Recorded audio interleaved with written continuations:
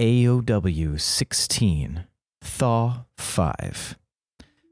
It was a particularly frigid evening that a young Gildebrand Molani vouched for his independence. Encountering a free-thinking swashbuckler down in the valley below filled the young Fey'ri with a wanderlust he hadn't realized burrowed its way so deeply inside him. He now stood inside his childhood home, face to face with his mother, an implacably benevolent expression on her face. Absolutely not. Imelda almost chuckled. Gil had requested leave to go beyond the borders of Starstrom and set sail into the open sea, and she couldn't help but to betray a mild incredulity. Her furrowed brow was barely noticeable, but as far as Gil was concerned, she may as well have been screaming. Nah, Mom. What are you so worried about? I just want to chill and meet new people, why not?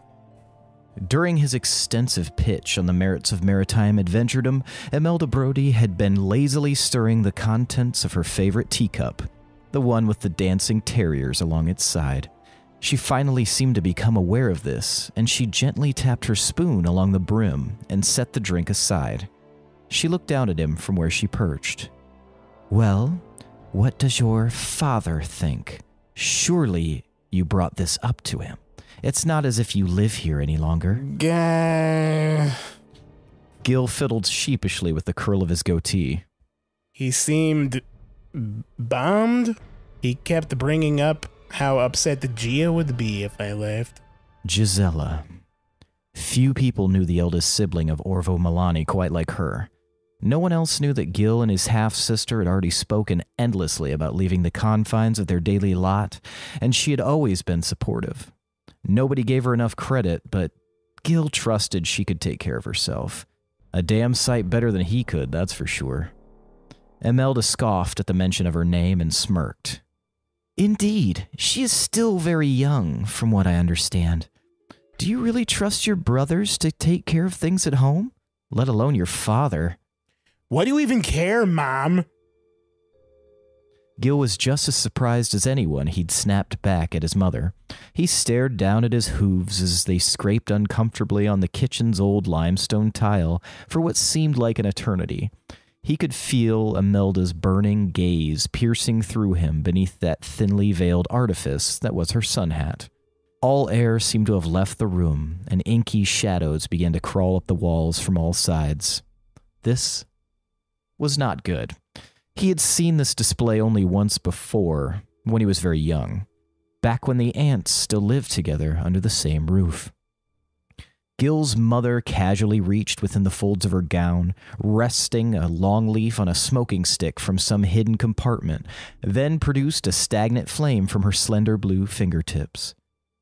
Continuing in silence, she drew long and slowly from the device, never turning her amber eyes away from her shrinking son. Gil heard a voice from within himself.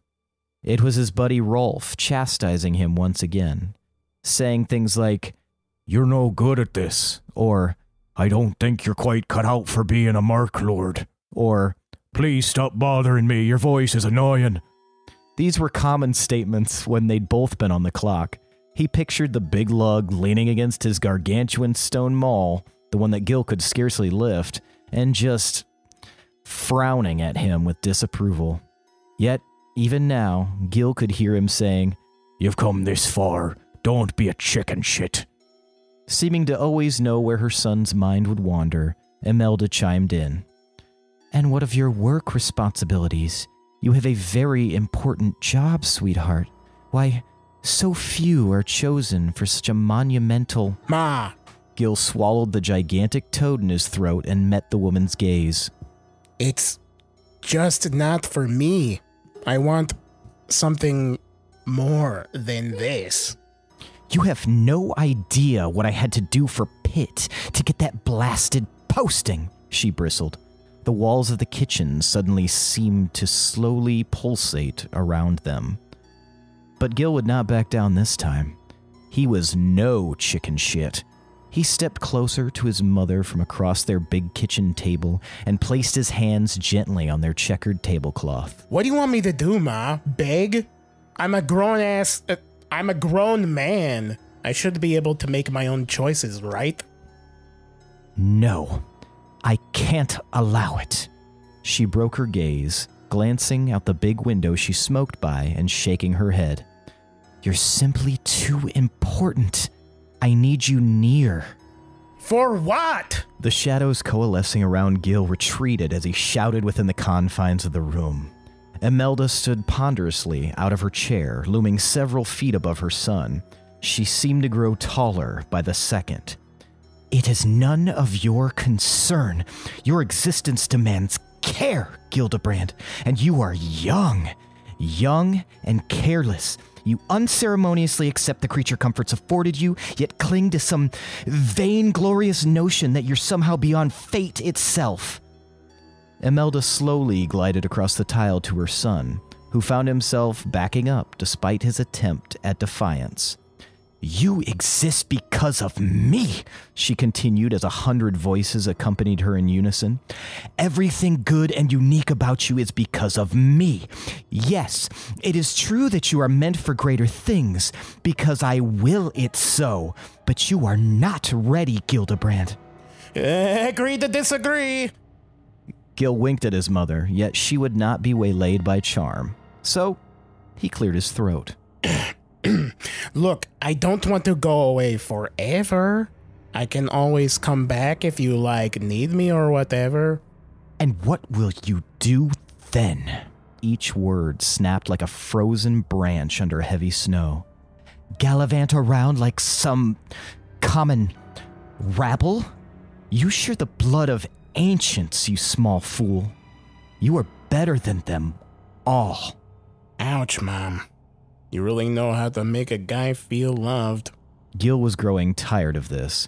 She was using every tactic in her malicious playbook to try and bully him into staying. It was only becoming more and more obvious. Imelda drew one more card from her deck of tricks. A lone tear escaped from her right eye and streamed slowly down her cheek. Gil had never once seen a Brody woman cry, and it stopped him in his tracks. He glanced around the room uncertainly and, with sickening dread, realized that the exits had been covered. Dark, fleshy walls encased them, breathing and groaning with a vile, eldritch threat. Any hope he had of escaping was gone. "Gilly, sweetheart," Imelda wailed, her body shrinking down several feet as she swept up before him. "You can't leave me. Please, you know that I have been unwell. You wouldn't abandon me now, would you? Not while I'm so weak." Gil knew she wasn't lying. Ever since the townsfolk made that pact and attempted that uprising, his mother had been much slower getting around. She was also more reclusive and icy whenever he stopped to visit, and far more prone to outbursts. The magic that trapped her here within the Brody Manor had been quite powerful, maybe even divine. Now, Lonesome Bluff could not have been more lonesome, and the once bustling town of Eldercross stood vacant and still. Seeing his mother cry triggered his own tears, which welled in his eyes. But there was nothing for it. He had to stand up for himself. He was just so restless, so rudderless, so empty. You can't keep hanging that over me. I didn't ask for any of this. You made your own bed, Ma. Stop asking me to be your lifeline. You want to talk about fate? Let's talk about it. Gil dragged an old wooden chair from the opposite side of the kitchen table to the middle of the room. Awkwardly, he climbed atop it to meet his mother's gaze more closely. I had a small run-in with adventure. I got a taste of the wide world out there, and I can't ignore the flavor, man. Who's to say that fate wasn't a part of that? I don't know. I don't think you do either. Oh, you went on a joyride and threw up in the ocean. Imelda could sense that she was losing this battle. She was stubborn, but not as much as Gil could be. I'm going to do it, he thought to himself. A strange sense of pride blossomed within him, tempering his courage, and he regained some of the boldness he'd lost earlier to continue. I may be super important to you someday or whatever. I accept that. If the time comes that you actually need me, then I'll be here. You have my word. He placed a gloved hand on his mother's shoulder. She slapped it away brusquely and sneered. Your word? You do naught but cajole and deceive. Yeah, well, I learned it from the best. Gil turned away. The macabre grotesquerie encasing the room had grown. It now closed all about them, leaving little more than 5 feet of free space on each side. The flesh walls were thin, wet membranes that housed swollen channels and blistered veins just beneath its surface. The organ prison continued to gurgle and writhe as mother and son reached a standoff. You're a real smartass, you know that? Imelda's tears were gone. An unnervingly tall grin painted her face now. That I got from Dad. Gil had witnessed Imelda's shape-shifting before. Witnessed, but had never spoken of. He knew all of the Brody women could do it, and always assumed that one day he could as well. No luck so far, but he didn't need it. There were other things he could do. Gil scrunched his nose and began to concentrate. What are you doing? Gil's mother demanded quizzically. Are you trying to out-magic me? Gil grunted as a sharp stab tapped into his mind. Maybe. If I have to. Imelda would never acknowledge it, but both of them could read the room. Something was different. The walls had changed, and the room didn't feel so claustrophobic as it had moments ago. You don't know what's out there, sweetling. What awaits you? She pleaded one last time, but could sense that victory was his. You're right, Ma. I don't. But don't I owe it to myself to go find out? He offered his mother a loving smile, but she rolled her eyes in response. All at once, she seemed to realize something. Oh, stars! Fine! You have my leave to breach the veil. You are insufferable! Imelda stormed back to her window perch and yanked her teacup off its doily, scalding her hand in the process. She didn't even wince. Gil was stunned. That had almost seemed... He had somehow won this back and forth, but it had been much, much too easy. Honestly, he'd expected a long and heated battle, perhaps an all-out war, maybe even grounding. His mind felt numb. Could she even trap him anymore? Wait, really? Just like that? A sudden hesitation gave him pause. Imelda, coy as ever, looked up from her drink. Just like that. You're right, Gildebrand. I lack the power, currently, as to make you stay. If you are so dead set on these monkey shines, well, I am ill-equipped to stop you. Yeah! Gil was about to do a victory lap, but thought better of it.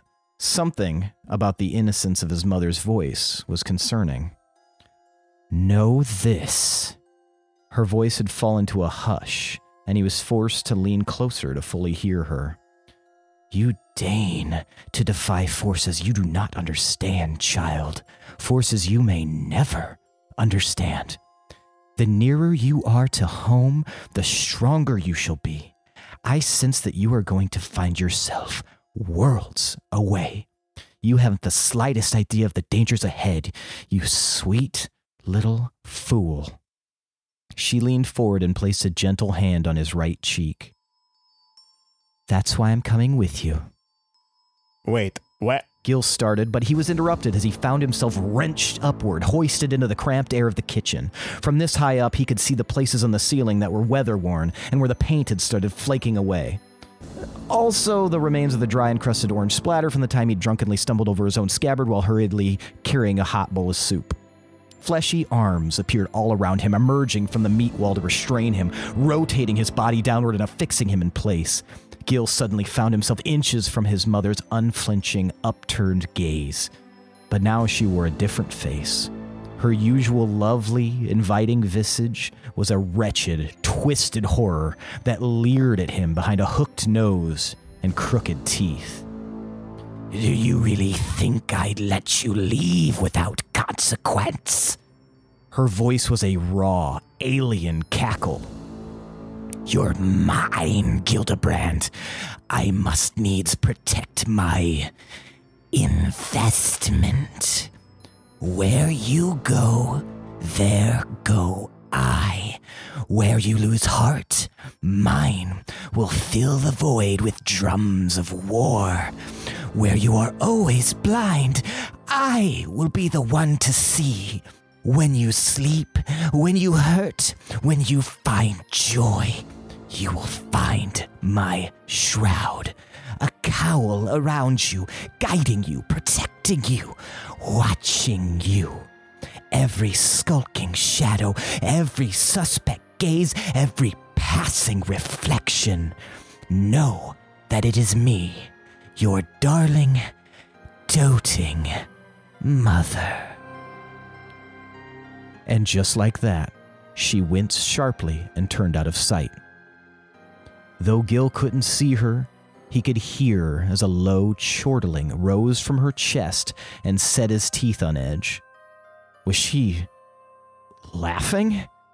Ice filled his veins as her hissing, broken mirth continued, filling what seemed like the whole house with its unsettling sound. A few moments passed before the beast, his mother, leaned back into view. Gil had to catch himself not to gasp. Imelda Brody gazed lovingly at her son with a lone left eye, her right socket empty and festering, torn from its root and oozing angrily down her cheek. A memory invaded his mind then. Gil remembered the townsfolk of Eldercross once more. During the uprising, he recalled that some of their most ardent and zealously loyal supporters had offered each sister of House Brody one of their own eyes so that the women might somehow keep ever-watchful observance on the areas around them, their domain. A sinking understanding began to pull at Gildebrand Molani. He struggled against his restraints, but the tendrils of the wall only tightened in response. There was nothing for it. Well, shit, he thought to himself. Between sharp, wheezing cackles, the creature before him raised long, crude, clawed fingers up to the right side of his face. And now we shall never be apart, sweetling. Just do as I say, and Mummy will always protect you. I love you so much, my boy. I love you too, Ma. Gil relented. And then he began to scream.